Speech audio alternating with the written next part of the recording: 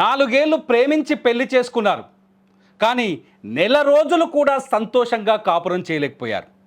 దసరా పండగ రోజు మటన్ కూరలో వచ్చిన వివాదం భార్యను ఉరివేసుకునేలా చేస్తే ఆ భార్య జ్ఞాపకాలను తలుచుకుంటూ బతకలేక ఇవాళ భర్త కూడా ఉరివేసుకొని ప్రాణాలు తీసుకున్నాడు.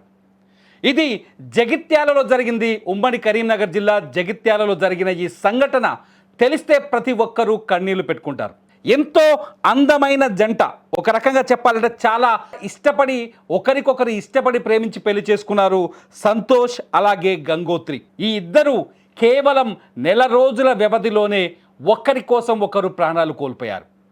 మటన్ కూరలో వచ్చిన వివాదం ఈ భార్యాభర్తల్ని బలి తీసుకుందంటే నిజంగా కన్నీళ్ళు వస్తున్నాయి. చాలా చిన్న సమస్య, కూర్చొని మాట్లాడుకున్నా పోయేది కాదు, కూర్చొని మాట్లాడుకోవాల్సిన అవసరం కూడా లేదు. ఆ సమస్యకు ఒకరినొకరు అర్థం చేసుకుంటే సమసిపోయే సమస్య.